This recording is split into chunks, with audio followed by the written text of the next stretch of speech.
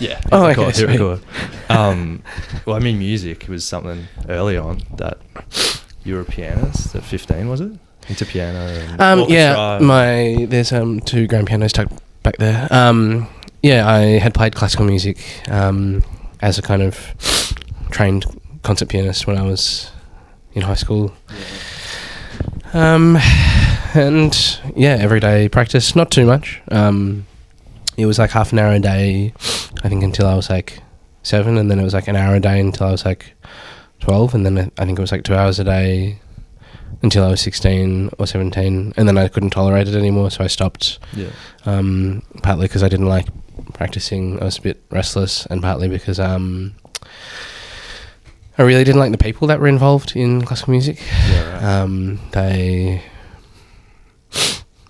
Just like, they would never wear a hoodie, just as an example. Like that, yeah, it was like that, and it's like, it sounds really ridiculous to just stereotype people and say like, oh, they don't wear cool sneakers or whatever, but it's like, not until you've been outside that world or inside the world where things are a bit whack or just a bit stifling that it gets annoying. Because you bring things up, and sometimes things should kind of influence your expression in your playing. So for instance, like you might be thinking about colours, or you might be thinking about how a colourway in a new set of sneakers might be really inspirational to you, but then it's like, well, that seems to have no purchase on people who should be interested in art forms that are to do with aesthetics.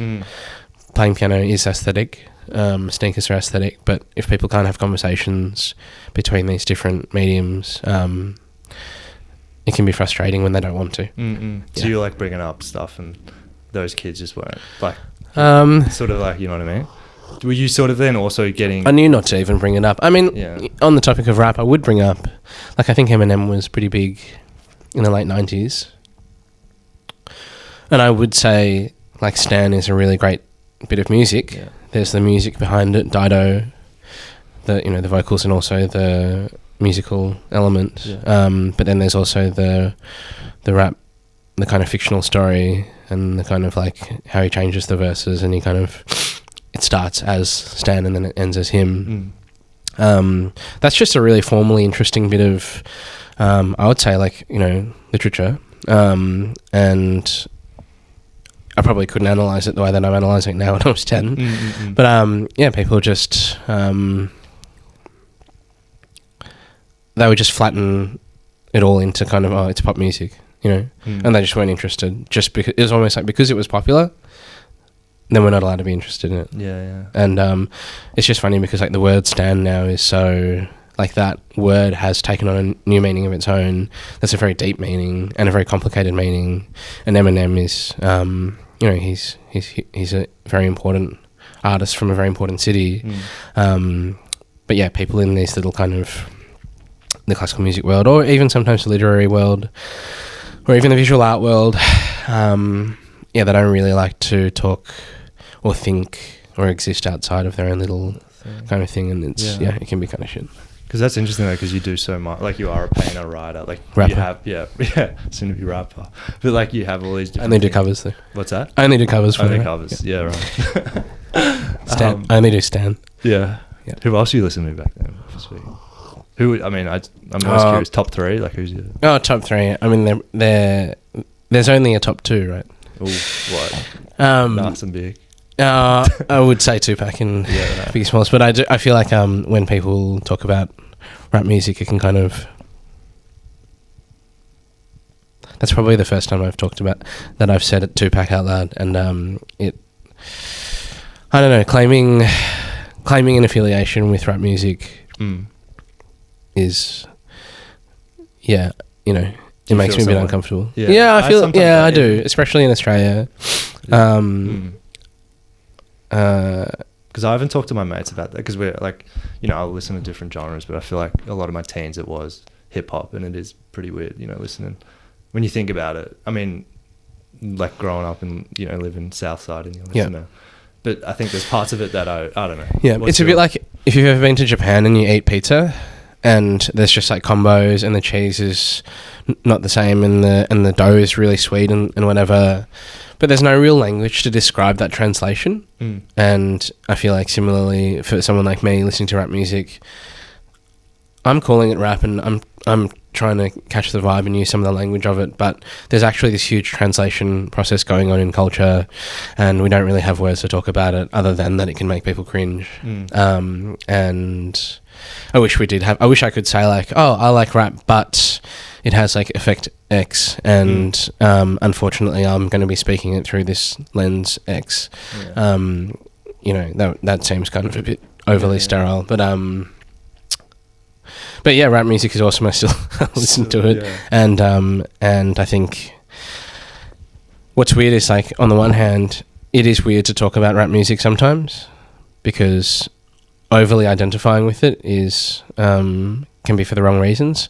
But if you ever meet anyone who doesn't listen to any rap music and never has, that's sometimes is a way more problematic person. It's a way shittier person. Yeah, that's interesting. Yeah, and I think you can tell. Yeah. But not everything has to be talked about. Yeah, it's always an interesting. But I think there's elements of just like enjoying it. Like, I'll listen to it. I mean, speaking on cringe, this could be like, but like you listen to like a good rap music and it might be a sample or something, and you enjoy that aspect of it, or like stuff like that. I don't know. I used to only hear the music part, and I thought that the music was really like the instrumental element, and I think often it's sampled soul. And the harmonies and stuff that they use, maybe it's got elements of gospel as well, elements of jazz,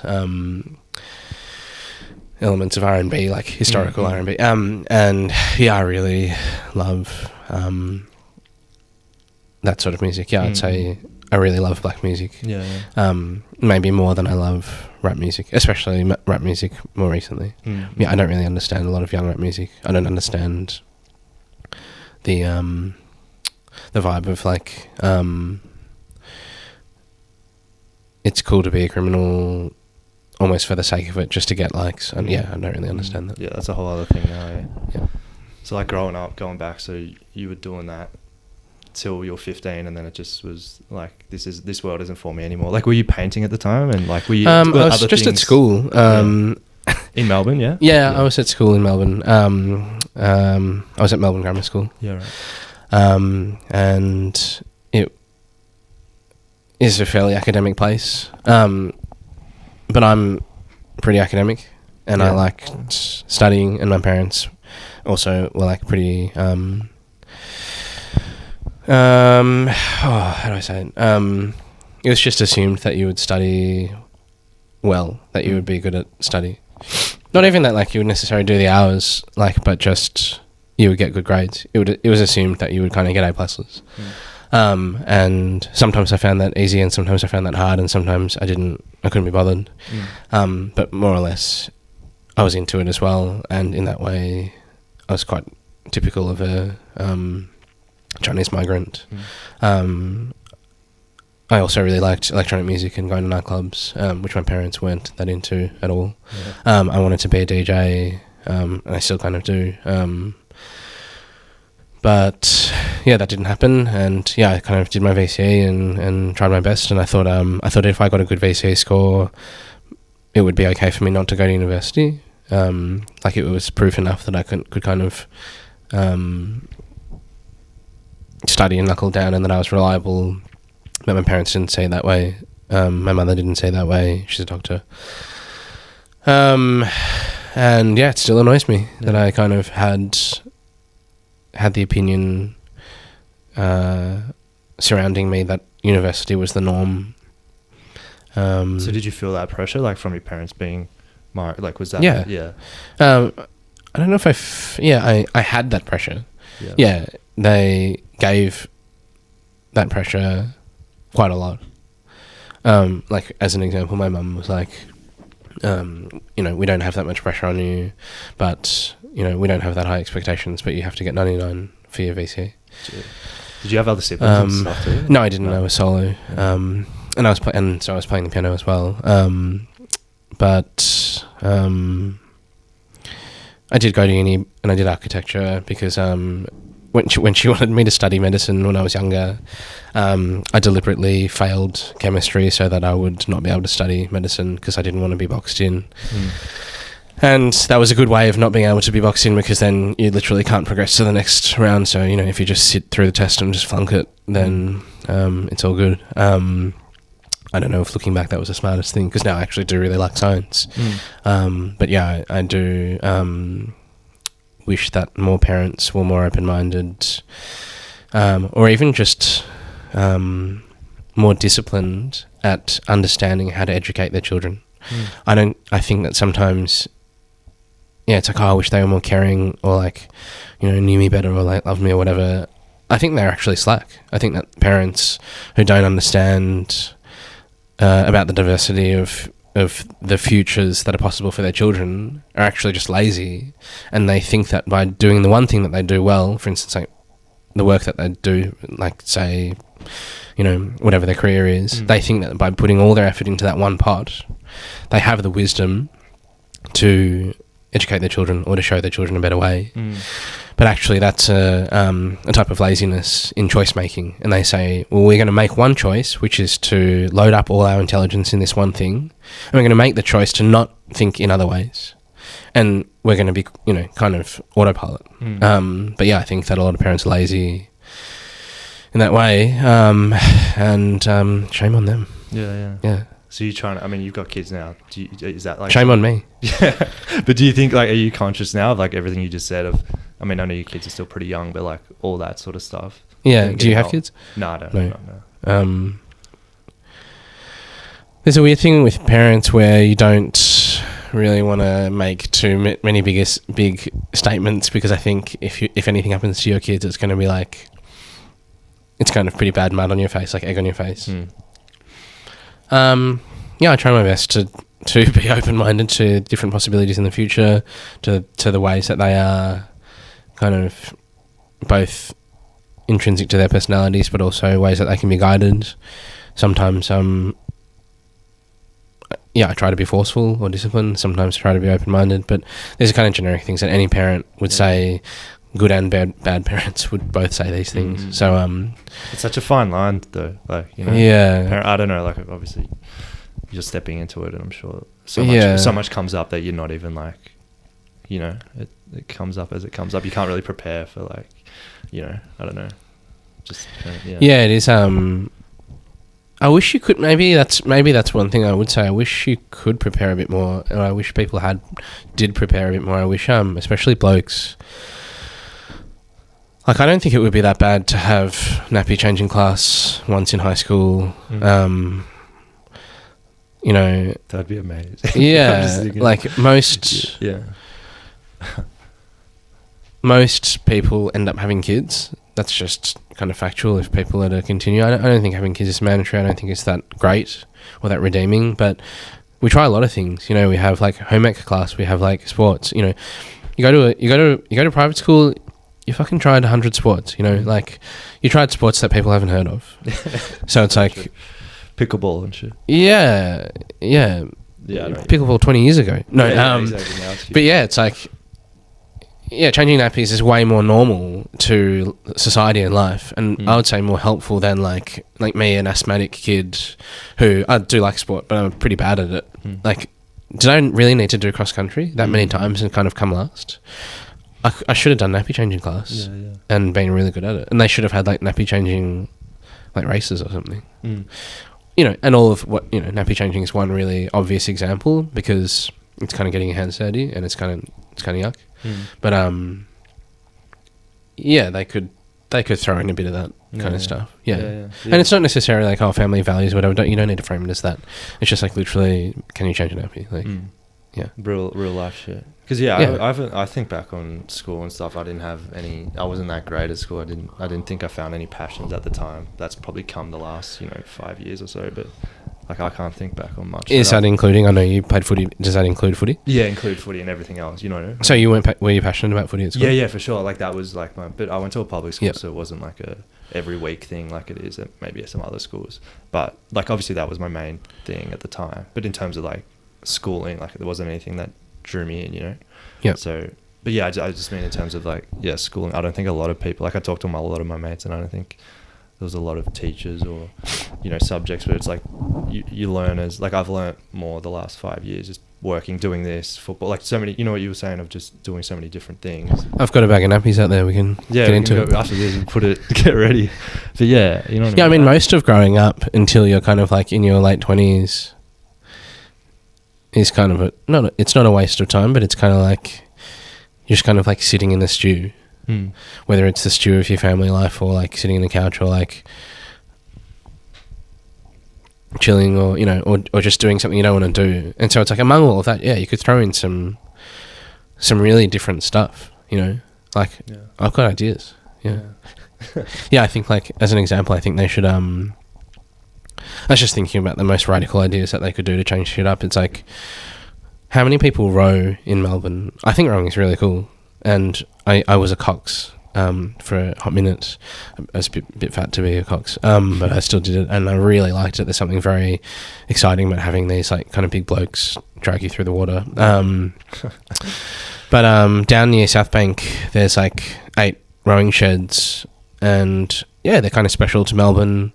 But how many people use them? You know, and it's like such central location.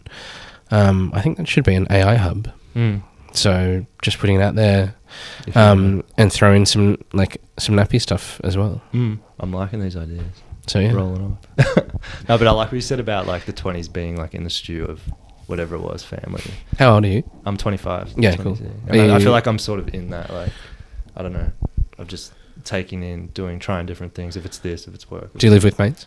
No, I'm still at home. Yeah, so yeah. But like all that, like, you know, thinking about, you know, just that next step. Do you ever cook? Yeah, I love cooking. So I've turned it around. No, I love Do you have like days where you're rostered on, or it's like?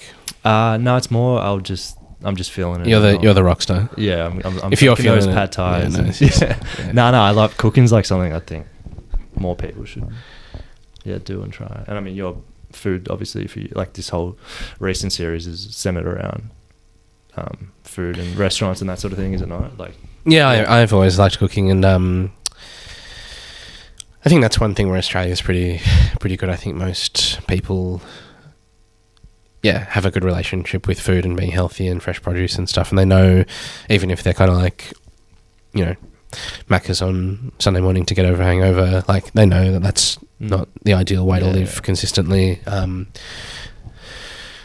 I think most people know their way around kind of like making a spaghetti bolognese or whatever, like, and I think that's awesome. It's pretty different to, like, I lived in America for a while, and like, you get people who are like 25 and they just had no idea, like they just couldn't, or Europe, like I think Europe's really stereotyping now, but Europeans have a really great marketing campaign for their whole continent with all this artisanal produce, DOC kind of provenance, champagne, etc. But yeah, a lot of like when you meet people traveling, if they cook, they literally just put pasta in water and that's it. Sometimes I've had meals from European friends who were really nice and were into a lot of cool stuff, but then sometimes for dinner that was kind of a regular, that was a staple, and it's like it wasn't glamorous and it didn't have that kind of European feel. I don't know if I was just unlucky in the people that I met. No, I wasn't, because they were awesome, but it's interesting. So I'm going to go back and forth a bit, just like when you were talking about your 20s and stuff like that, what was your 20s like? Like, when did like painting and, you did writing and all the other avenues sort of come into play? And was it as soon as you finished the sort of, 15, 16, when you finished piano stuff, like were you hopping into different worlds, like going to gigs and I don't know, like I was hopping everywhere. You know what I mean? No, I wasn't. What was it like? Well, sorry, just doing your own biography. Yeah.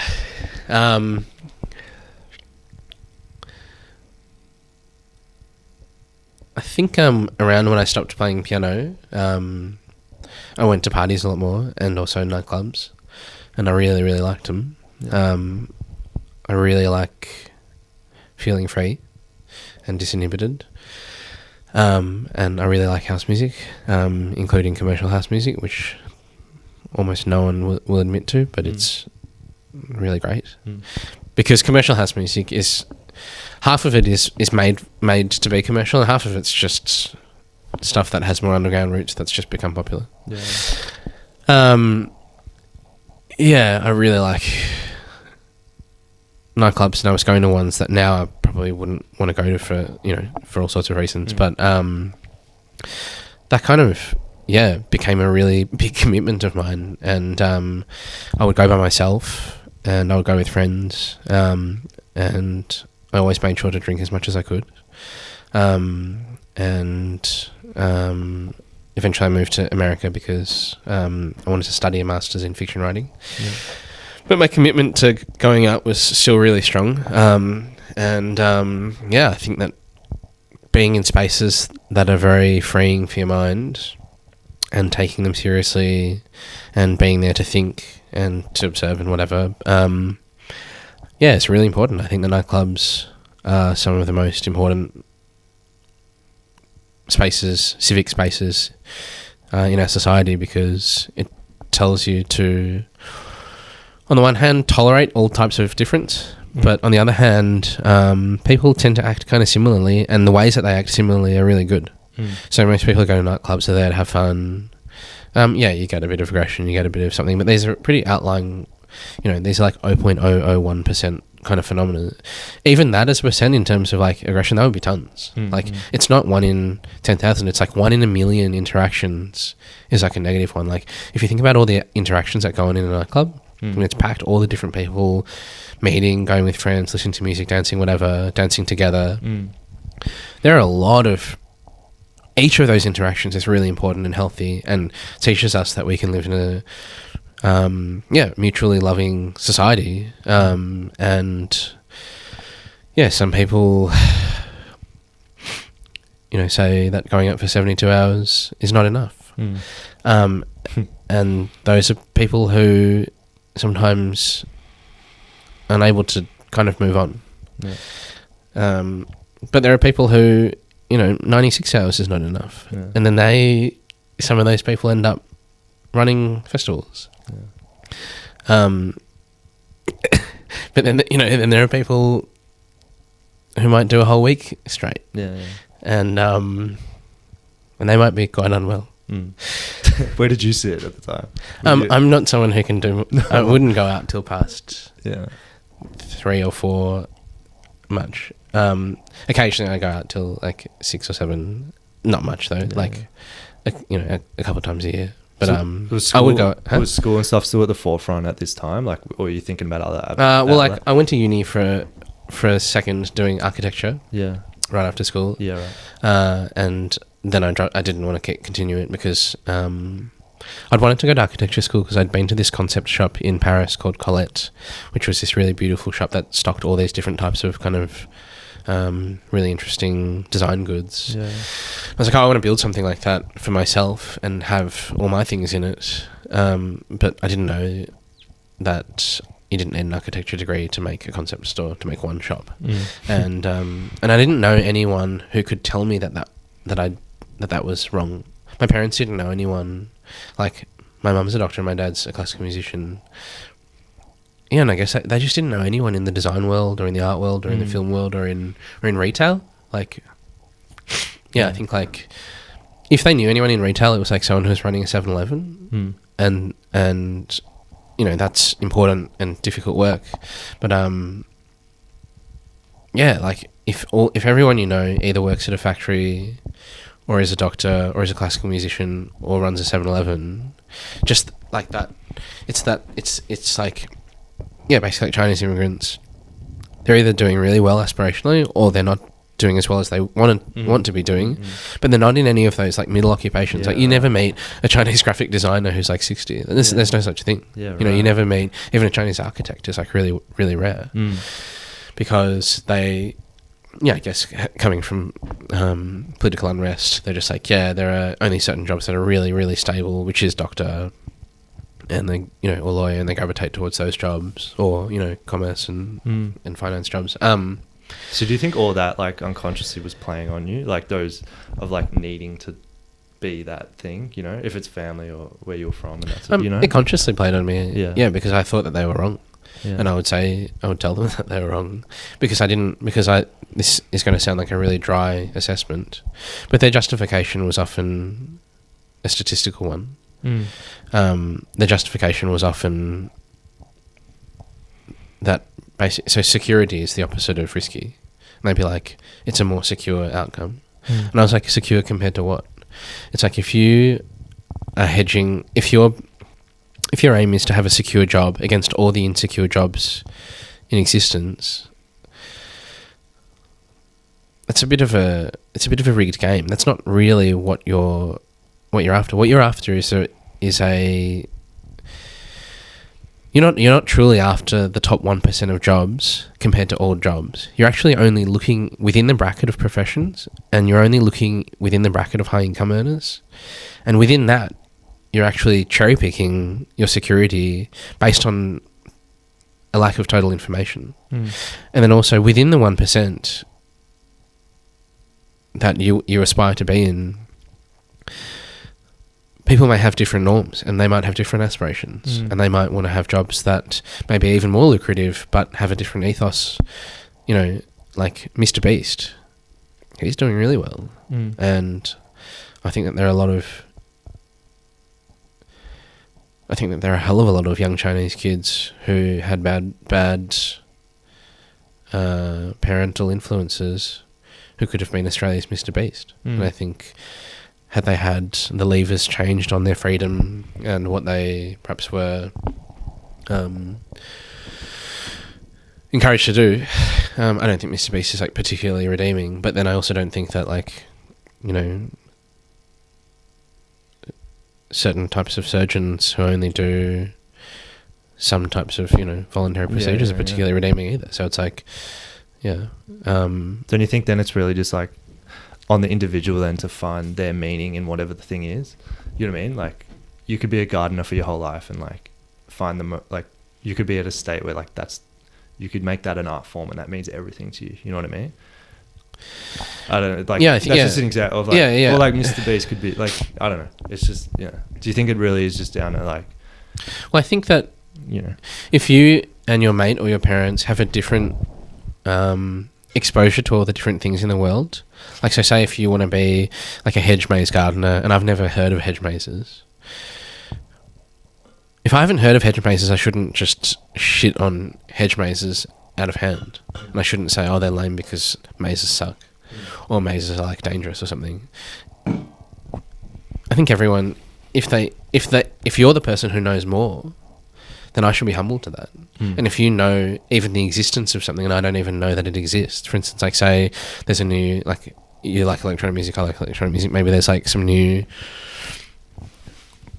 total, you know, like when there might be some new genre that we've never heard of, right? Or it might be old and we've never heard of it. But if someone says to us, this genre exists and this is how they do their thing, they actually need this type of space, they need this type of DJ. Actually, they don't have DJs, they do this other thing, right? They have like listening party, I don't know, whatever, right?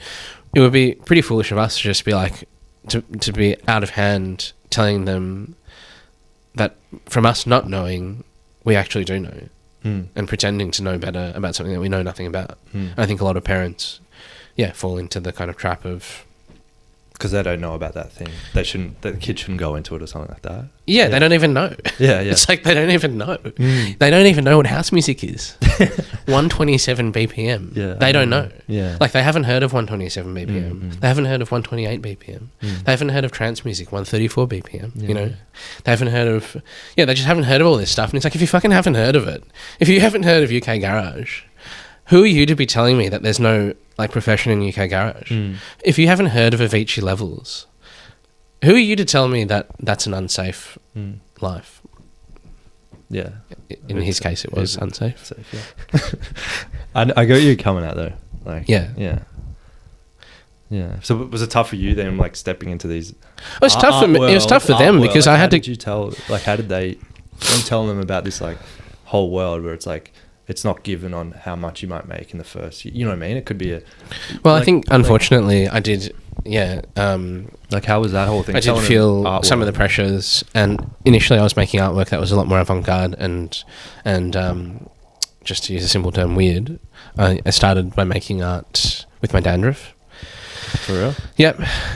You can look it up in Broadsheet. Yeah. And we had this like dandruff plate, like my dandruff, and I was harvesting it and making it like really thick and stuff and big, and it was like on a plate, and then it like smashed over, and there's all this like skin on the floor. I was getting like my skin from other parts of my body. Damn.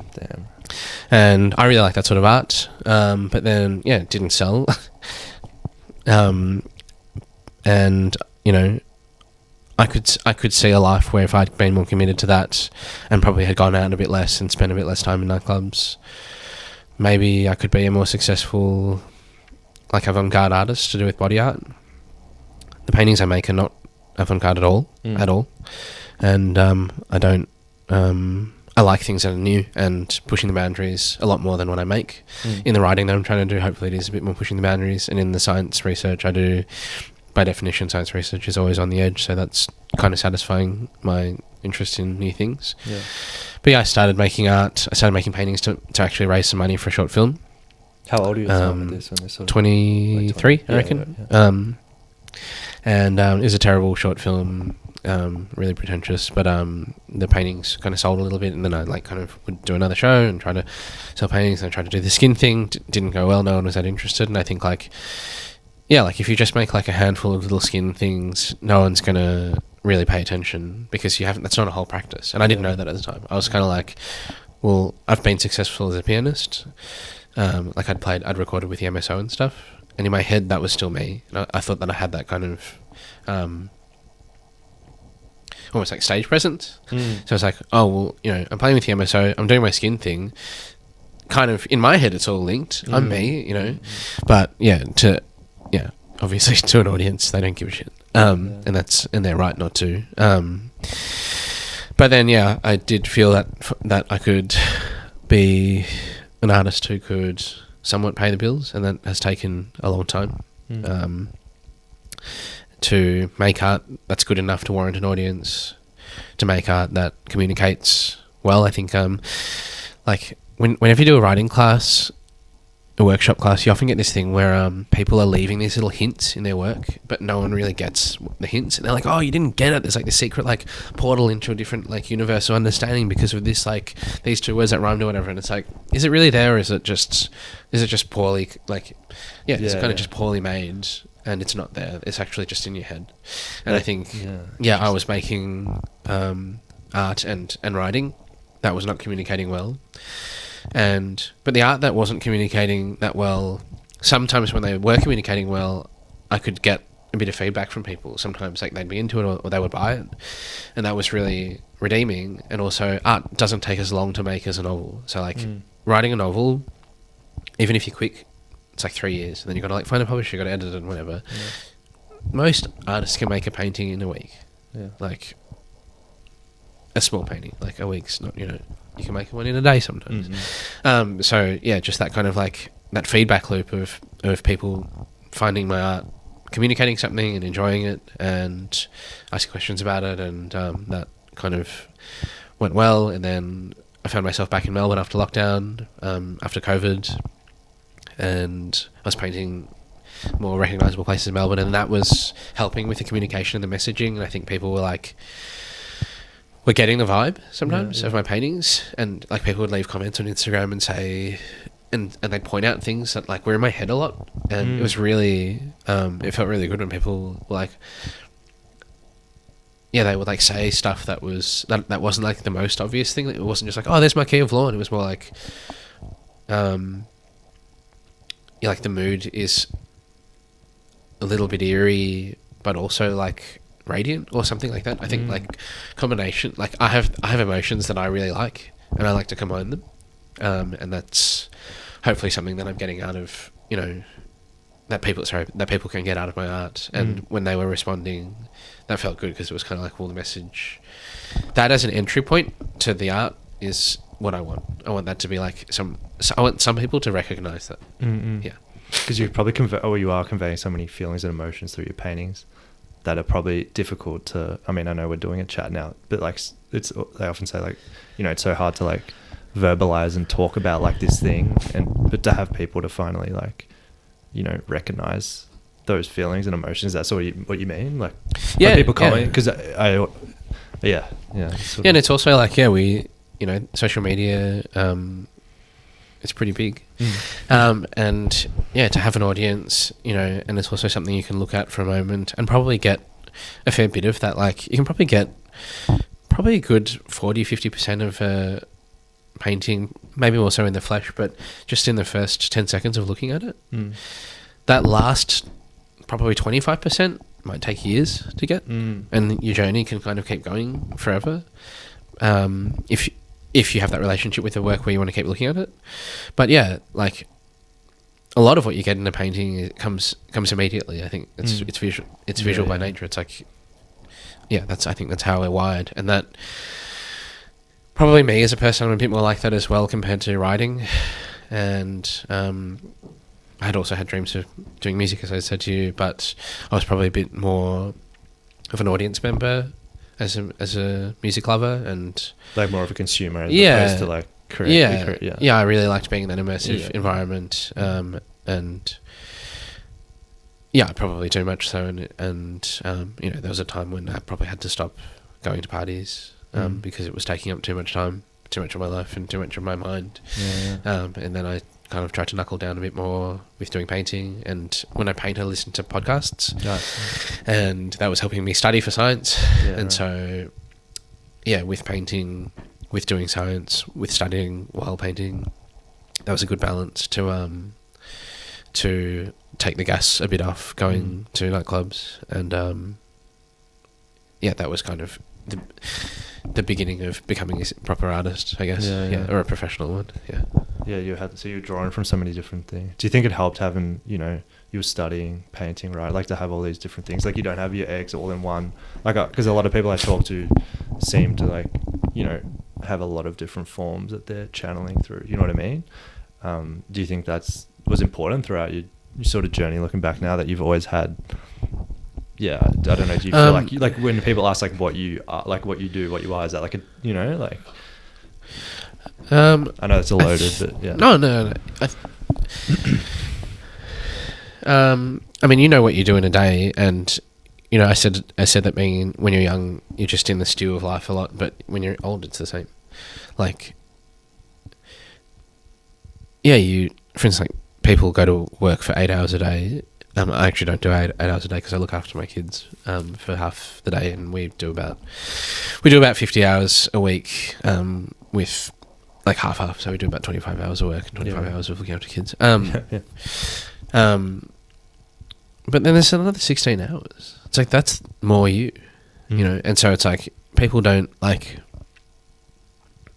It always goes to the bathroom with me. Like, I'm always thinking about the bathroom, and it's like, people go to the bathroom a lot, right? Everyone goes to the toilet every day, and that's really important to them. And if they ever have, like, my dad had prostate cancer, and it's not a big deal, he's fine now. But it's like, he found it difficult to go to the toilet. And it's like, that became a big part of his life. It's like, he's a musician, but it's like, if you can't piss, that's really who you are. Like, I think it's, I think it's weird that people don't, that's not how most people think, and that's fine. Most people are like, are you a painter? And if they're like, are you a painter, or do you do whatever, that's, I'll answer about that. But, for me, all the different things that you do, like, for instance, in painting, like, one thing that I do a lot is move around paintings and do deliveries and stuff. I don't love it, but it's a task that you learn when you're painting, and most male painters are quite a bit bigger than me. They might be maybe closer to your physique. If you look at some of the really great painters, they're all quite big, like Julian Schnabel. Really? That's such interesting. Because they like to paint big paintings, it's quite physical. My wrists get really sore, and to lift around big paintings and just to kind of move them around, or to even clean them quickly, the paint's really sticky. Like, when people are like, are you an artist? That's not what they're thinking about. They tend not to be thinking about like cleaning brushes or anything, right? So if people are asking you, what are you? I guess it's like,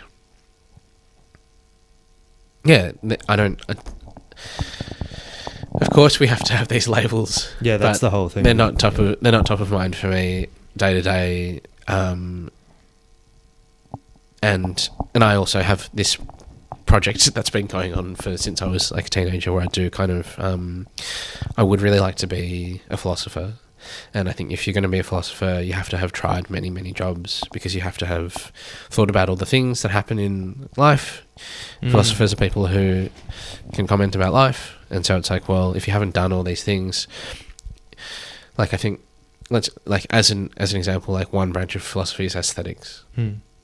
If you haven't done art or been involved in art in a somewhat significant way, or like music or another art form, how the hell can you comment on aesthetics? You have no idea. Like, and so I think, like, yeah, with a lot of cultural theorists, if you don't know about, like, you know, same with politicians, if you've never taught a high school class, it's very hard to comment on the education system. You know, you don't know what the vibe is. You don't know how difficult some people are to teach, or how you know, genius some kids are and they don't need teaching, or some kids just don't need any assistance with, like, their behaviour. And then some kids are like, you could, you know,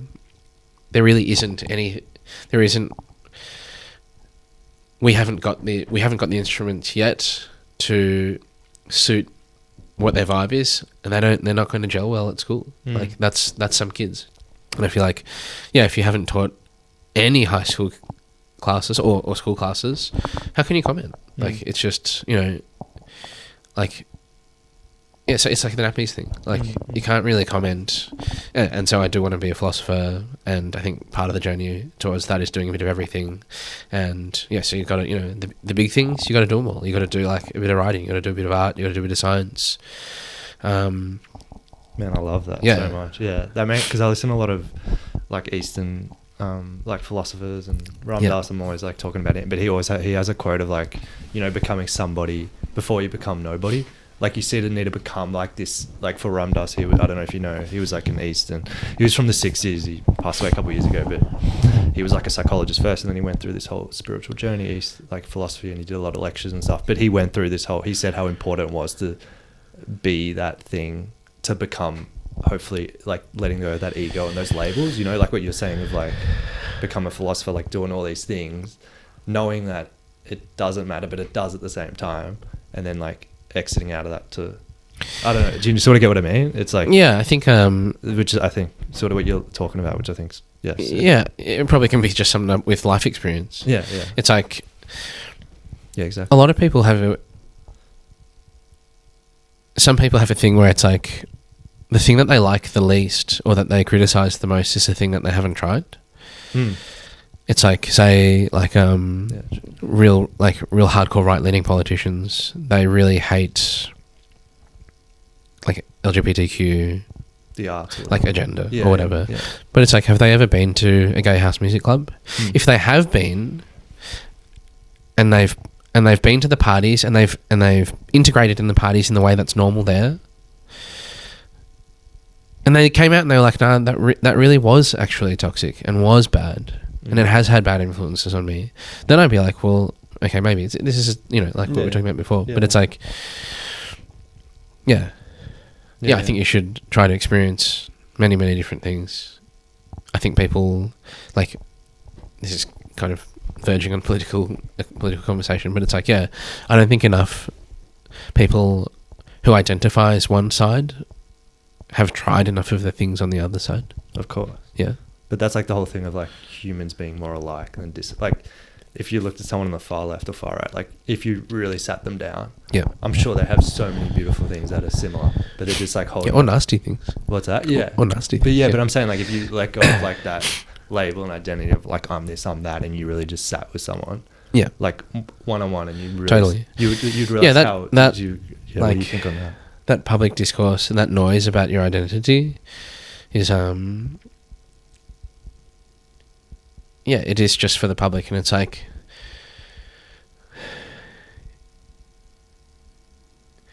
inside people's heads, everyone's thinking about a lot of different stuff, and that different stuff that they're thinking about is often the same. Like, people have kind thoughts, people have nasty thoughts, and people have, some people who might want to identify as really kind or compassionate probably have really, really nasty thoughts often, and vice versa. And it's like, yeah, I think it's weird that people don't just take that as read. Like that should be a given. So it's like, if people kind of go out there and say, "Oh, I have these beliefs," it baffles me that. It baffles me where things are at the moment. Yeah. Yeah, that's a lot to take in. Yeah, that's yeah, I don't even know. I mean, social media and stuff comes that whole thing just like magnifies everything too, of like dividing people and all that stuff. Yeah. But, I think in America,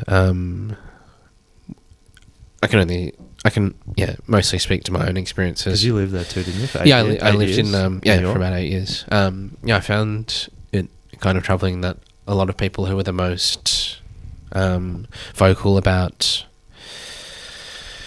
the left-leaning topics of the day were also seemed to have really little interest in like class difference, and it was almost like water off a duck's back conversations about being rich and poor, and like saying, and a lot of these people were really rich, and I found it quite bizarre that basically a lot of rich people would claim to care about minorities, but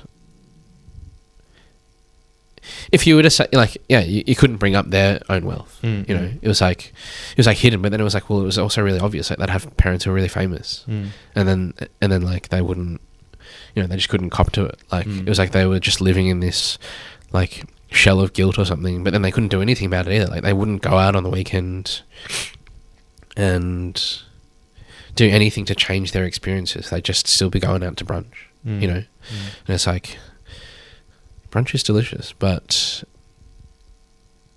I think people should be maybe less ashamed to explore the shit they're scared of maybe before. And like people can hurl accusations of like poverty porn or like or being disingenuous, and of course questions of exploitation are important, but I can't think of any other paths forward. I think if you have a lot of privilege in your life, you owe it to the community around you to understand different parts of life, because if you have privilege, financial privilege, if you're wealthy, your money got made by generally because of the flow of a lot of people paying for something, right? And if you're benefiting from people who have less money paying for something where you or your parent or whatever might have had some insight, or not even, or just be lucky to kind of fall into it, it's almost it's self-interested to know about it, right? And it would be almost more self-interested to live in a society where that cohesion was a tiny bit more like a family or something. Yeah. Because I feel like we are isolating more and more. Like you don't even know your neighbors anymore, and like I feel like that's why community is so important. Or just like so I don't know. Everything's just especially after COVID and just being locked in and stuff. Like I don't know. I think.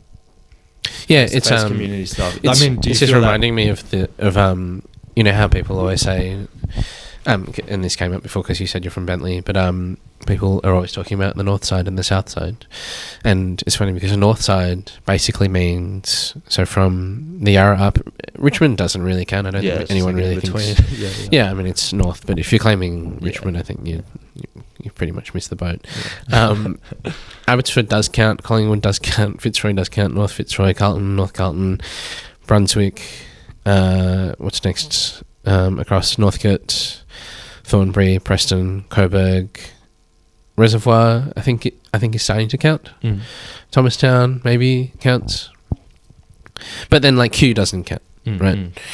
Ivanhoe doesn't count, right? And the south side, what do they mean? They mean like basically South Yarra, Prahran down to St Kilda, Toorak, Armidale, Malvern. But then it's like if you keep on going, it doesn't count. Like Box Hill, Glen Waverley, Carnegie, That doesn't count. Like when people are like, oh, I live in Carnegie, they're not like, oh, South Side. Yeah. So it's like, well, anyone who brings up North Side and South Side are basically like, that whole channel is the channel of relevance, and everything else is nothing, and everything else is just shit, right? That's what they mean when they say North Side. That's the underlying assumption. It's that if you're from the South Side has problems by being like more classist than the North Side, but the North Side is kind of more raw and kind of has a kind of youthful energy and a creative spark about it, and also more expression, more of a connection to migrants, and that whole kind of almost like competition.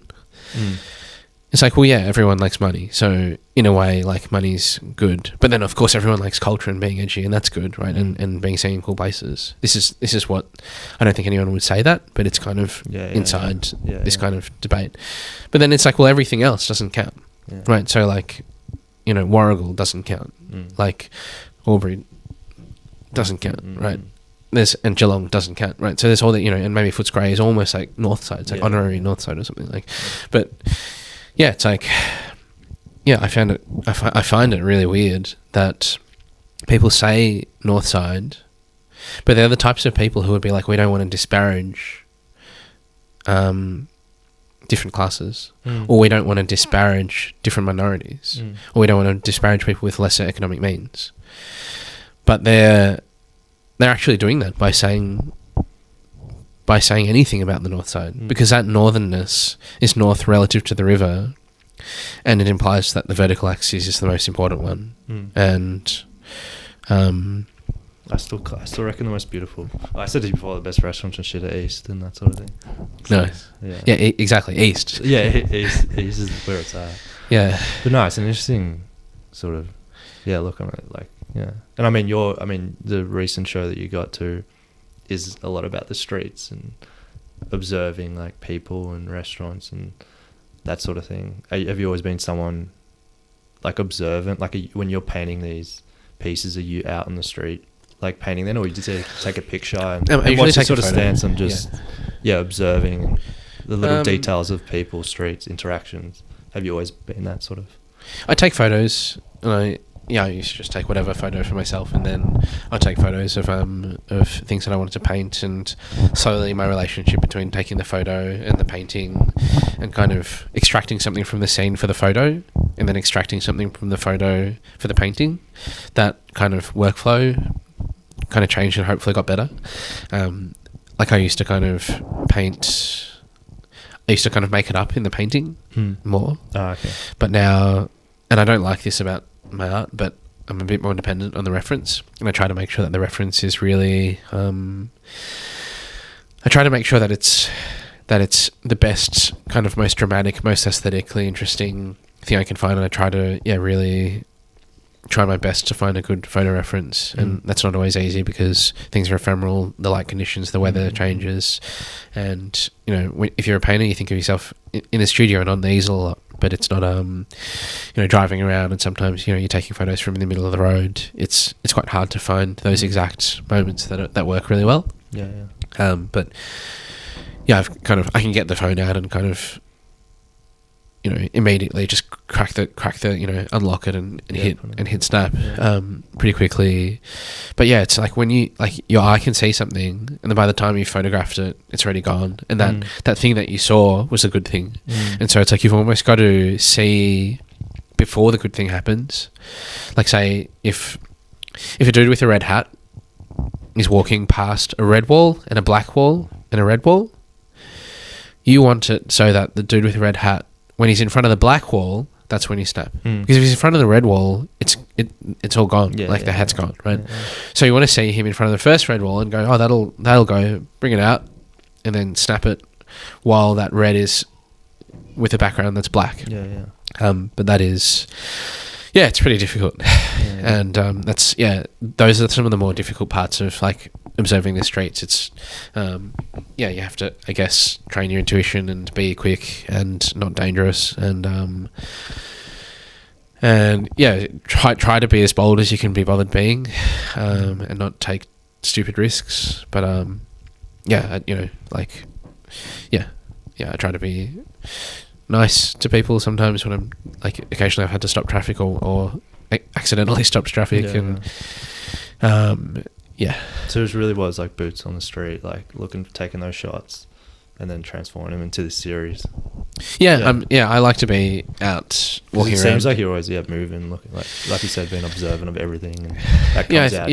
I think because looking after kids is in a way quite solitary, because they're kids, and as beautiful as it is to look after your own children, they, especially when they're really young, they don't talk to you, like, and so you're kind of just, you know, with your kids, and then being on the easel is really solitary as well, and even if you're listening, it's just like stuff going into your ear, and so if I'm in the street, I might bump into a friend, or even like, you know, have lunch with someone, and then on the way there I'll kind of cut a few blocks and see if there's anything interesting, and it's a way of having a bit of a social life built into your work life. I don't know how it is with you at work, but when I was at school, of course I had my friends, but then there were the other people around, and like, they're your colleagues, and I kind of miss that. I miss those people. Yeah. Not exactly those people, but like, and you get it a bit, like, as my kids grow up in the library and stuff, I meet people, they're not my friends, but you see them every week, and we get along, and it's like, but as an artist, you don't get any of that. Because it is a solitary, you're always by yourself thinking and about you might work with, like, I've never had a long relationship with a gallery, but even when, you know, you have a show a year or something, like at most galleries you might have like a show a year, if that, and so it's like, yeah, you don't see anyone daily. Sometimes some people you might see consistently for like a week or two, you know, and it's like, and it'll just be one person, and they don't want to have that relationship with you, because they're just, they've got their own thing, and they do have the gallery stuff, they've got their rhythms, they know where they're going for lunch and stuff, and you're just kind of like some novelty person, and they treat you as such. And I think most artists, it's hard to have struggle. That would you say it's like a connection thing of like, and so like, I, you know, my friends, I used to be able to text them a bit more, but now they've all got kids and they work full time, and I like being out there and making new friends. You know, I'm going to be pestering you to hang out. And yeah, like, I've got a show on at the moment, so I do like to kind of linger around just in case anyone wants to chat. And it's a bit sad, a bit kind of like David Brent from The Office, like kind of just like waiting to accidentally bump into a friend, but it's like not really an accident because you've just been waiting, like, you know, just been waiting for like ages. But no, fair. Well, I mean, even like I think in my work, a lot of the joy that I do get, because I do love the field that, like, the space that I'm at and stuff, is being able to meet people and the colleagues and have those connections, that even if it might just be in that space, and you know what I mean, like, that's definitely something. I don't know if I didn't have that, like, I also like having, I was going to ask you that too, being an artist, and like your day-to-day and structure, like, that is that ever a difficult thing? Because you think of like a normal 9 to 5, like, you know, you have like 2 hours before work or 2 hours after work, and like, I know for me, I can get like, I can do this, edit this, and then I can maybe go for a run. Like, I quite like that. But how is it, like, just you know, you're making your own, like, this morning, like, you have to pencil in 2 hours paint, like, how do you, like, riffing on your interview thing, I think that was also what, like, we've never met before, and sometimes I'd be like, if I want to meet someone who's interesting, like, fuck it, because I sometimes write interviews as well. It is a really good way of like really getting to know them, and they tend to like it because they can just talk about themselves for ages.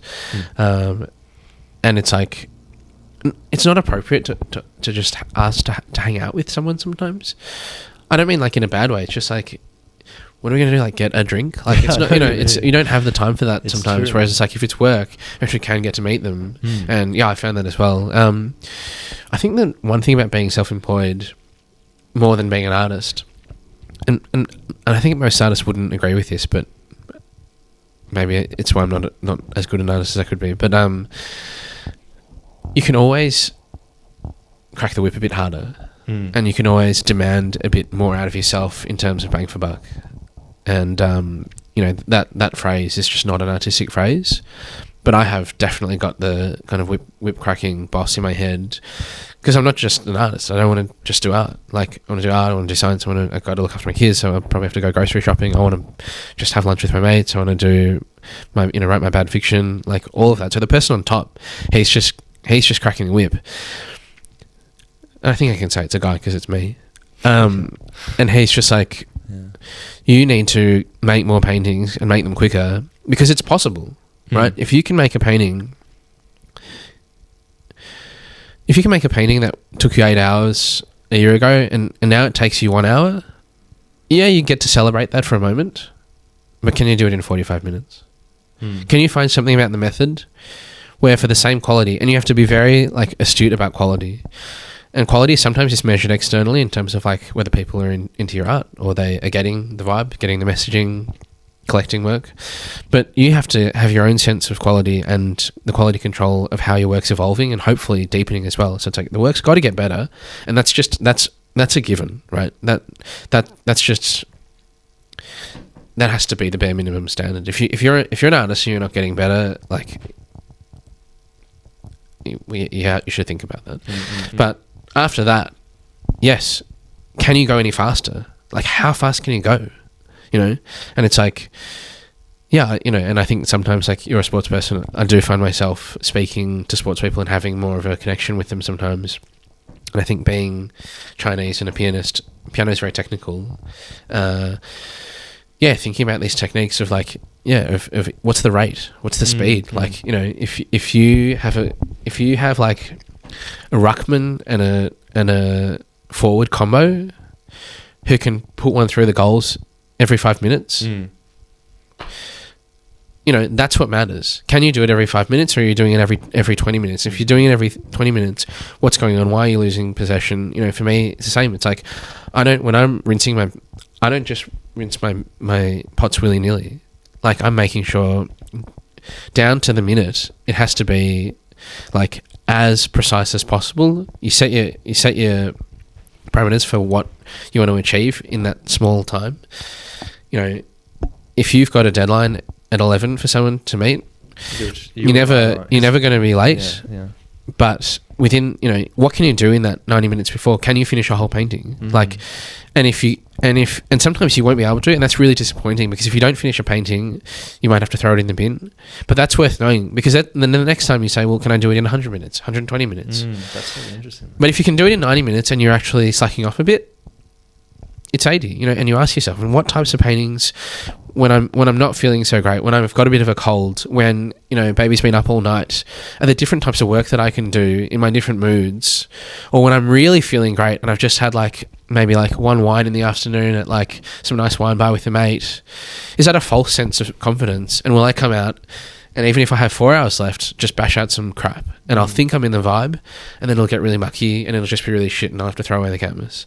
And it's like, yeah, just knowing yourself really well, and then kind of moving with yourself, and yeah, just I would say tightening the screws. And the language that I'm using is really mechanical, cracking the whip. It's funny because you think most art, like, I'm generalizing, like when you think of the art space and art world, and it's more about feeling and going off like, maybe I'm not feeling it that way. Because I often ask people, like, do you push through if you're not feeling it? I'm never feeling it. Yeah, so you just push through, because some people would say otherwise, like, would be like, I might take a week or a month off. You know, like, do you go off that feel? Is there all something? Artists struggle and like to complain. So, yeah. So I think for me, my complaint is that I used to. I'll give you an example of something that I really feel.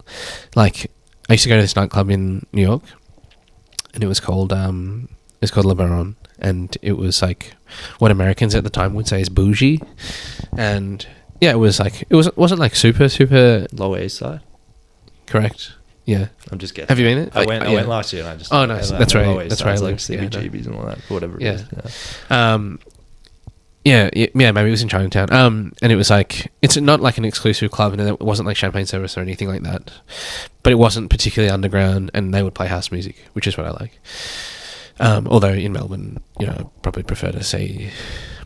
Honestly, there's no way playing house music, so I see stuff that's a bit more grassroots and experimental. Posse Show. No, I'm joking. Some people love Posse Show, and I haven't seen them yet. Yeah, they're great. Nice. But yeah, sorry. And there was this guy who's the DJ there, and he was the type of DJ who just kind of float around hotels and stuff. And he and I met once. I think I like bought him a drink or something. I was probably really drunk, and then he started playing this song called Stupid Disco, and it's like this really cheesy. I shouldn't even say that. I think it's a really great bit of music. yeah, Stupid Disco, and it's got this great soul lick.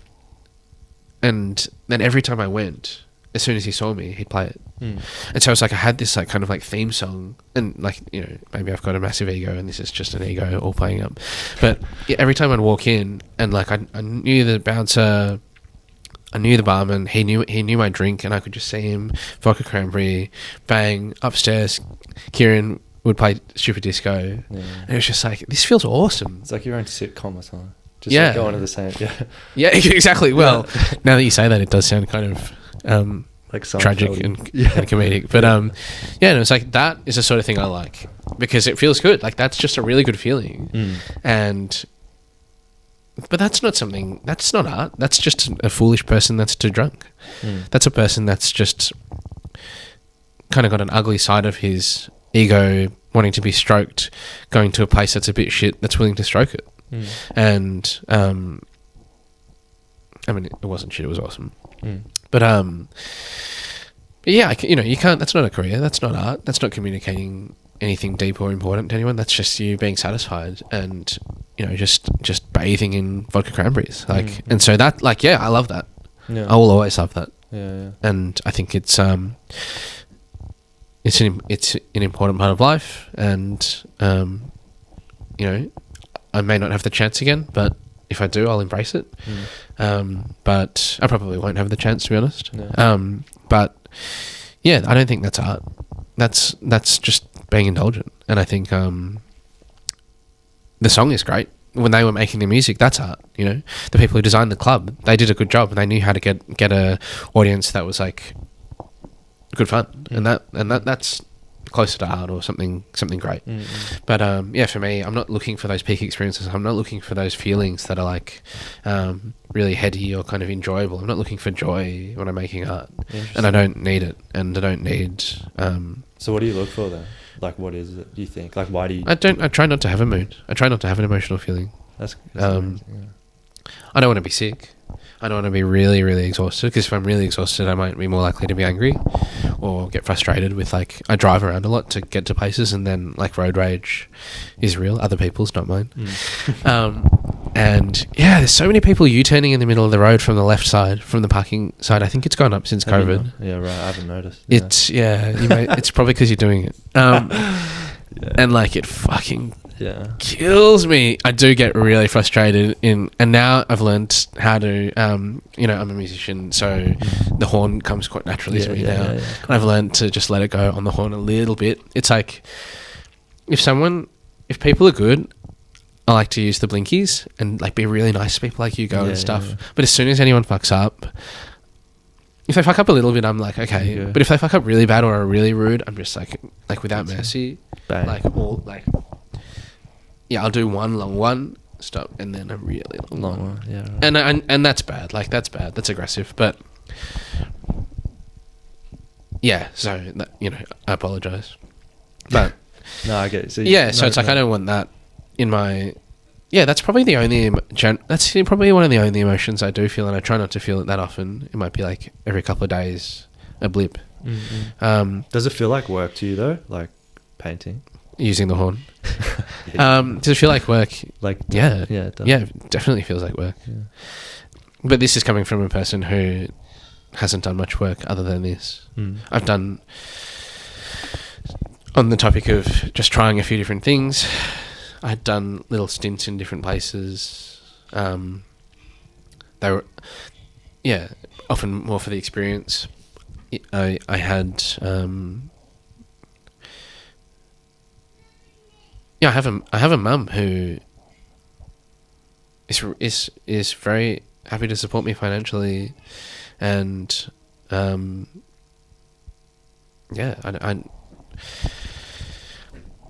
I didn't have to work that much when I was young.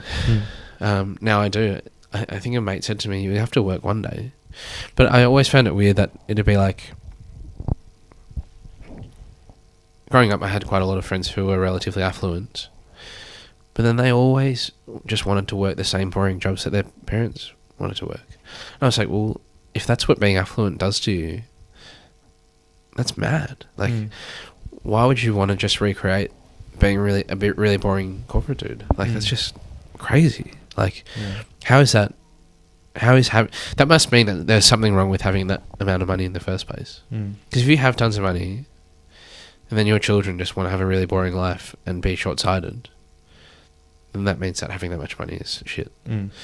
And yeah, now I do try to earn as much as I can as an artist, and that's not that easy. And I also only work half the day, but I do try to condense it, and you know, there might be weeks where I don't earn any money, and then there might be a day where you know, I paint a big painting and it's $5,000 or something, and that's there you go, and it's lumpy, and sometimes that, you know, I start to realize that in the long run it can be quite hard to manage. Because it's that inconsistent. Do you find it difficult not knowing what the next week? Do you sort of get not enjoyment? It's hard not to want more. It's hard not to want to earn more money. Yeah. And so maybe I'm just really, you know, I've got really arrested development, and all those kind of corporate friends just kind of clicked earlier on. But I guess it must have clicked a bit late for me, because now with 2 kids,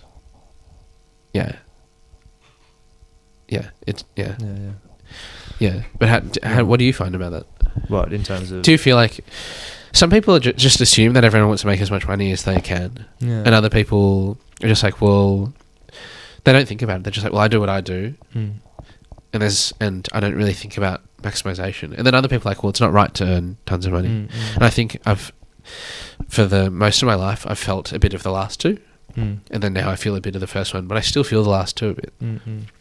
Yeah, well, I mean, it comes up. Yeah, I'm sort of, like I said, in that space at the moment of, do I take that jump of like going to uni, and that means you're going to come out and make more money, or is it, you know what I mean? So I'm like in that thinking, like, even doing this, like I don't ever think about making money with this, or like that's what I love about this, that it's not that, it's something that I can do and I want to do, and I don't care if I make a cent or not. But then I have like the work side where it's like, of course, like you need to make a living, and cost of living so expensive now, and like, you know, I'm still at home. I'm not gonna like be like I'm struggling or anything. Like I'm fortunate enough to be able to save and still be able to do this and take one day off and still work. But like I often think about, I don't know.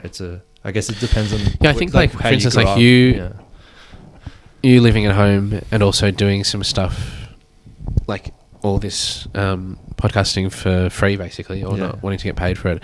I think that's really important and great. And a lot of people, don't do enough work for free because you take it seriously, and you know this is all professional and whatever. But that's why I think it's so important to find that thing that you just like, you're passionate about and you don't care about the money. Because I don't know, you could probably talk on it when you start something and you think about the money straight away. It's probably not gonna. I don't know. I think it's like you're going more off trend and what you're seeing. And like, I think in my paintings, I'm halfway there, but I've done so many things where it couldn't be about the money, and there was no way I could make. I didn't even think of making $1 off anything, or it was just volunteer work. Like starting off, it was just about the love of it. Really, is that what you mean? No, I'm saying for painting, it was half. Yeah. It was something that I knew I could do, that I enjoyed doing. I like making things, and so it's satisfying. And I also like commenting on Melbourne in what small way I can. But I think I'd just done way too many things that were, you know, like people would think. Like for instance, all the science research that I do, all my friends who I do it with, my colleagues, they're all at universities, and they get paid like the professor rates or whatever. So their lives are good financially, and when you have to do work with them, like, so we have a team of about 5 people. Different people lead different projects. I'm not usually the leader, but occasionally I have been. So when you're leading a project with people who are serious and they're getting paid, you can't waste anyone's time. You've got to perform at their level. But I'm not getting paid at all, and I love doing it. But it's like, well, I can only do so much of that in my life. I need something that's going to pay basically. For and sure. So looking for that balance, and that's why I'm always cracking the whip and going, well, can I feel all the feels, put that in a box, than have the whip cracker kind of come down on that person hard and go as hard as possible. I mean, of course I have feelings when I paint my paintings, but they're not good feelings. Like, and I don't think feelings are that, like that feeling that I described to you about going to the nightclub and they're playing what you in your deluded head think is your theme song. I feel that when I paint sometimes because I play that literal song, or I'll like just listen to Drake. Like Drake's not that redeeming. Drake's, but I love him. I love listening to Drake. And I played in the car. Mos Def calls Drake, like, I think he had a great quote. Like, I don't mind Drake. I think he called him like edgy, like mall music, like shopping center music. Well, I like going to the shopping center a lot. Yeah, there you go. But he called it. I don't mind. Yeah. Anyway, it's a separate. Yeah, but it's like listening. Like, you can't be too proud of that, and I don't think. I think that's almost a side effect of the doing the work. You're there to do the work. You've got the guy cracking the whip, and then sometimes you need to have a feeling. It's like when it's cold, you need to put on a jumper. Sometimes you have to have a feeling. Sometimes it's better not to have the feeling. Like feelings, because they're fleeting. Like, we're never. I often think about that too, of like what we are. Yeah. Like, we're not our body because that perishes. We're not our thoughts because that perishes. Like, you know what I mean? We're not our job because that. That's a philosophical like thing to contemplate, of like what we actually like. Feelings, like you could have that feeling for an hour a day, but eventually it's going to be something else. Maybe that's I don't know. I just often think about like what. I think most people would have to admit that they're very much in control of their own feelings. If you go to a roller coaster, you're going to feel scared. Like, and if you go to Luna Park and you buy the ticket, you're going to do that. If you go to an all-you-can-eat and you just pile on, and you have like plate number 7, plate number 8, you're going to feel sick. Yeah.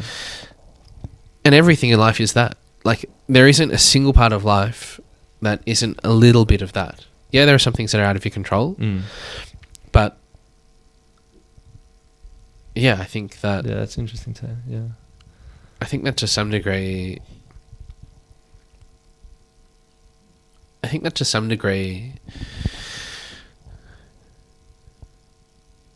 We can choose our emotions, and I know that's a pretty unpopular thought. But we can rove between them a bit. Yeah, but I just think like the mind wanders, like it's gonna wander in ways that, you know what I mean. Like if you sit and meditate for 5-10 minutes, there's gonna be things that come up that you're trying to push away but just can't. Like, you know what I mean? Like, that's the inevitability. But who put those things in there in the first place? Like, for instance, when your mind wanders, you wander in English, right? So who put the English there? Yeah, so that's going behind. That's like going behind. Yeah. Well, that's like going behind. It's going behind one wall, but there's many walls there, right? So you, your parents Australian? Mum's Dutch, dad's Greek. Okay, so you're Dutch. Were they born in those countries? My mum was born in Holland and my dad was born here. Right, so someone in your dad's ancestry chose to came here. Someone in your mum herself, she chose to came here, right? Yeah.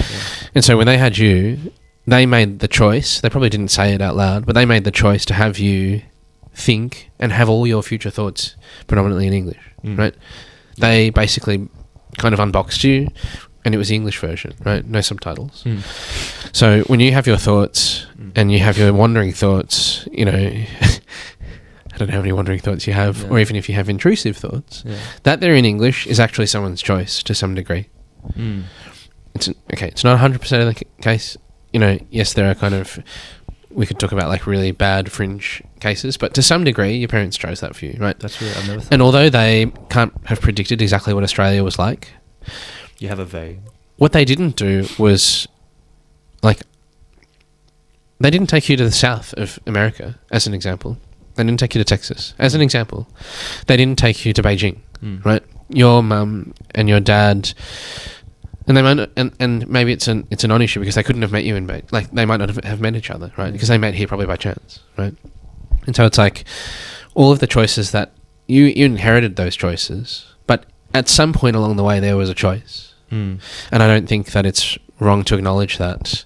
And sometimes if you were like, man, there's some fucked up choices that came my way and I'm sick of having these intrusive thoughts in English, I would rather have intrusive thoughts in Chinese, you should have said to your mum, hey, why the fuck didn't you raise me in Beijing? Because that's the future.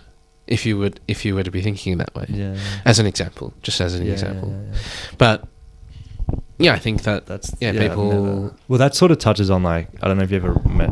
It might be a little bit of like Jung, like Carl Jung, on like the collective unconscious of like, we have maybe these thoughts or feelings that are coming from like a collective thing, and do you know what I mean? Yeah, totally. Well, I think that's why, like, when you're a migrant, you're always outside that, right? So like I didn't realize for ages that my first language was probably Chinese.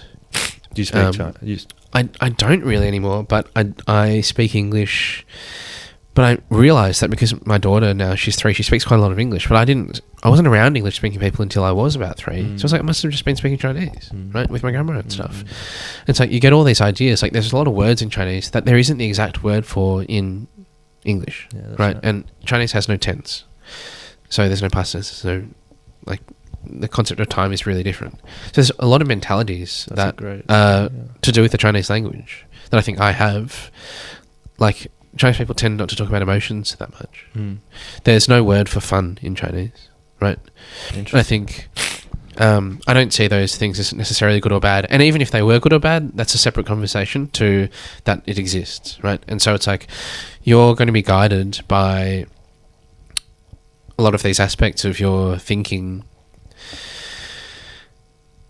that, yes, you can't fully choose your collective conscious, but but someone did choose, or the past generations did influence what the collective conscious is, and we all do influence, right? We all do influence the environment around us, and so yeah, we're in this kind of chain where there's past influence, and we can interpret that, and it's our job as people growing up to understand that, and then we try to change things moving forward in the way that we see is good.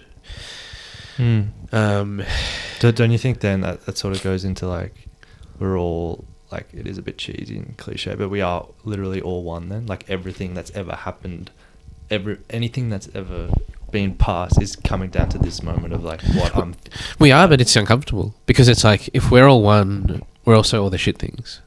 I think we are though. I think we're. Don't you think we're like? Yeah, we're the worst people. 100%. That's like that book, Viktor Frankl's Man's Search for Meaning, of like, during like Nazi Germany, he writes about like, don't think that couldn't have been you. You know what I mean? Like we look at it now, like I would never. But if you were placed in that, I mean, forget Nazi in Germany. Like those guys out the front of Northland who put the neo-Nazi signs up. Yeah. Someone knows someone who knows those people. Yeah.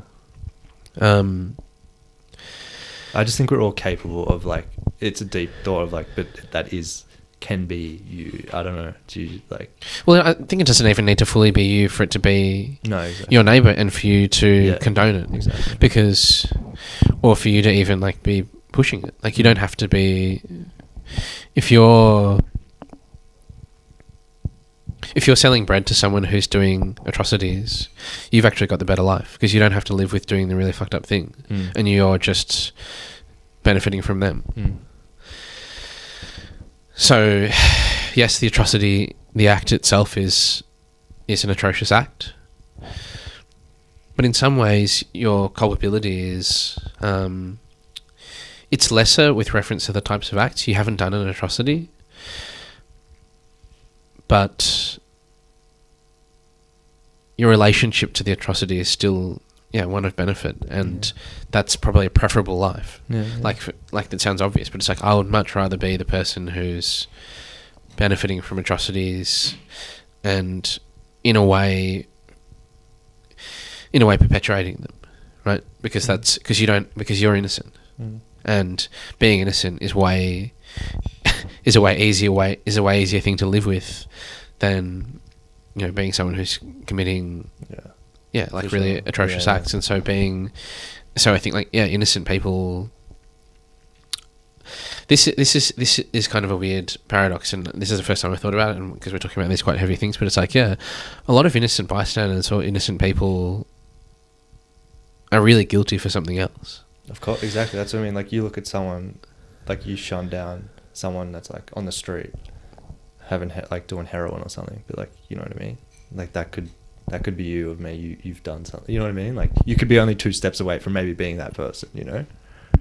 I don't know if that's what. Yeah. Is that what, sorry, that was I sort of took away what you. No, do you mean like? Well, there are people who are going through terrible shit and they cop flack because they're seen as pariahs, and that's never really fair because they're kind of outliers in society. But I guess I'm saying like often in society there'll be people who are celebrated as heroes, who have all the virtues that society chooses to celebrate. But if at the same time that society is also one that has all these really nasty elements, then that hero is probably some part responsible for those nasty elements, even though they're innocent of it.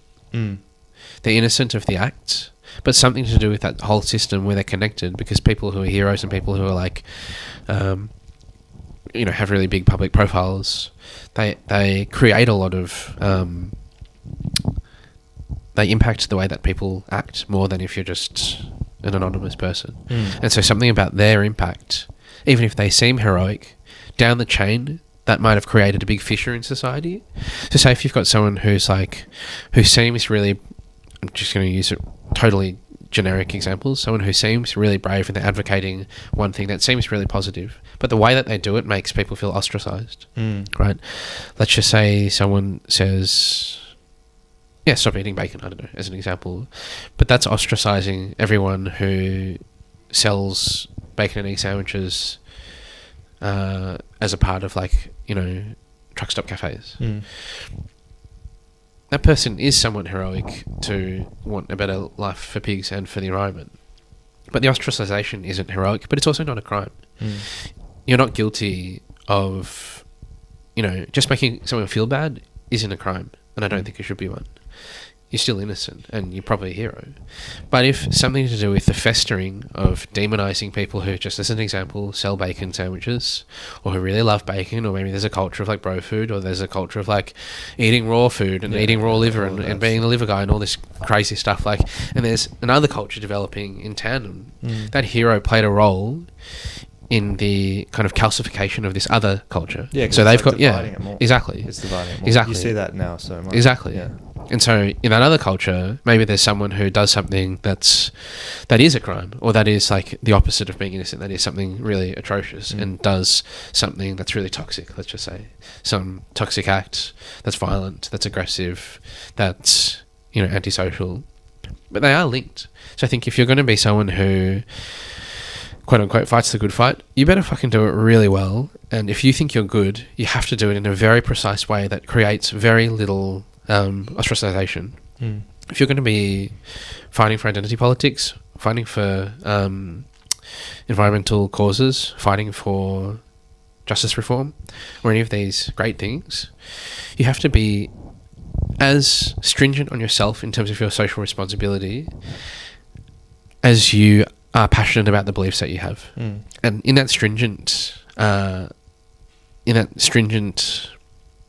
self-analysis, you have to make sure that you're not ostracizing people and making people basically feel shit for doing something that only yesterday was fine, and that only until someone like you came along was fine, right?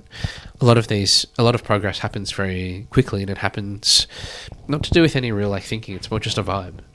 People catch a vibe, right? Yeah. That's like the whole thing. Yeah, it's like if you catch a vibe, and just because someone caught the opposite vibe, if you're going to really, really push your agenda, please do it in order for it to work, right? In order not to create enemies, you've got to do it in the most sophisticated way possible. And some of that is going to be to do with bridging. You've got to realize who you might be harming, or whose lives you might be making feel or act or practically be worse. And you will have to have mitigated that before you've kind of done your thing. This whole kind of boss entrepreneur culture of you got to break some, smash some eggs to make an omelette kind of crap. It's it's crap. It makes for a lot of fissures in society. I think it's stupid. Yeah. We'll wrap it up pretty soon. I mean, we could keep going. Yeah, I don't know if you need a... No. Yeah, you let me know if you do. Yeah, I might go at one. Yeah, we'll go a bit more. I was going to ask... yeah, no. That's a deep... I was ranting. No, it's good. I enjoyed listening. I guess, like, what's your sort of... I mean, we'll wrap it up pretty soon, like I said, but sort of end it on, like obviously you were saying about philosophy and that sort of thing, but, like, what would you say is your, like, philosophy? Like, what do you live by? Like, what's something that you think is your truth? Obviously, everyone's truth is different. It depends on a lot of factors, but being an artist and, like, being who you are now and going through, I don't know. I know it's a bit, but sort of... No, yeah, I guess if you want to be a philosopher and you're 36, you better be able to answer a question like that. It's probably the first time I've been asked, and probably the first time I think about it. I mean, this is going to be a pretty dry answer, but it's probably just two things. One is to always think about balance, and what are the elements that you're actually balancing in your life, and yeah, it's like, for instance, like when it comes to purity in art, evoking something deep and powerful, and that's personal but also universal, that's inspirational, you know, balancing that with the reality of I'm a person who needs to eat and sleep and has kids and stuff, like, and understanding that, yeah, to be too narrowly fixated on something is to be narrow, and I don't think that should really be celebrated. So that balance, yeah, I probably wasn't as balanced when I was young, but yeah, I'm trying to be more balanced, and sometimes in trying to be balanced, you kind of can tip the scales, and it only takes a little tip to be fully tipped over. And maybe the other thing is to think in limits. Like, so I don't think people use, and this is might be not a popular thing to think, but I don't think people use extreme examples enough. They don't often use extreme limiting examples in correct ways. So yeah, whenever you're thinking what the real possibilities are, like, people will be like for instance, people, as an example, some people complain about, like, sleeping. How much training have they done to sleep better? You know, have they done? I think the mind is really, really powerful, and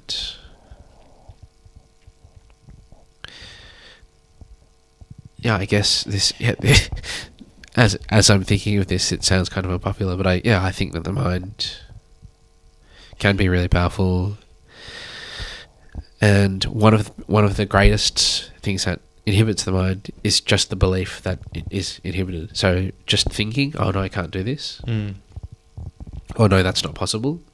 Asking yourself what the possibilities really are, I think, is really worth it, because I think people do things that are so surprising and fascinating and wonderful all the time, but people also at the same time get into routines and ruts, probably in searching for balance. And those routines can be pretty uninspired. Like, a lot of norms in society make no sense.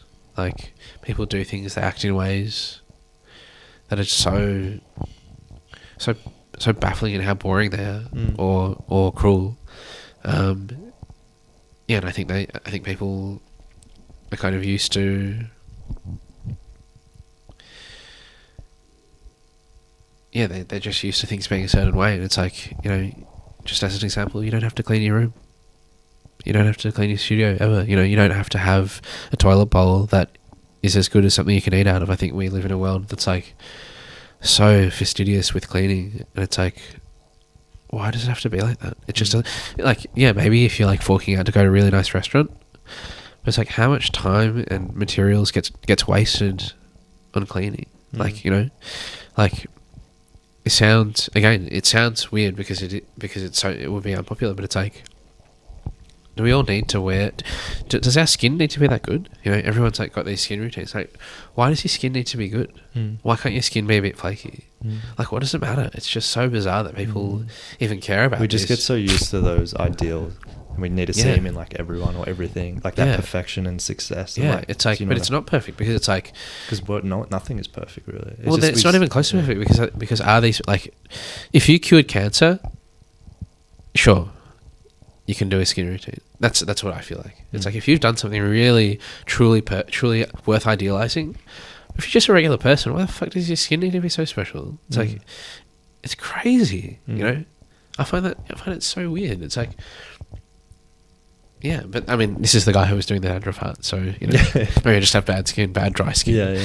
And I'm trying to just like make that normal, but yeah, just something like that. There's so many examples like that, though. You're right. Even like having to own certain clothes for certain things, or like for a certain event, like why isn't one outfit, like, you know, you can't, you know, you don't want to be seen with the same outfit twice, sort of thing, you know what I mean? Like, people, we get so like these ideas, I think being like the, and I've definitely gotten caught in that, like, you know, when you're a teenager and like you see people wearing shit and then like you want to be, you know what I mean, and it becomes like, you know, like, I guess you have to go through it maybe when you're young, or whatever the thing is, like it could be having perfect whatever, you know. But yeah, that's like, yeah, it is. It's hard, isn't it? Because it's like, in all these categories of things, you don't want to just be a Grinch and be like, oh well, it's my way or the highway. Like, yeah, it is. It's hard to know how to comment on a world that is so large. Yeah. I mean, that's the. Yeah. I guess just find meaning in the small shit, I guess. Maybe, I don't know. Nice. Yeah. No, thanks so much, Mark. That was a great chat, man. Cheers. Really appreciate it. I'll put your links. People can check out the show's running till when? Is it still going for another month? Is it finished? It's finishing in a couple of days. Okay. Yeah. Nice. But yeah, no, thanks again, man. Cheers. Peace.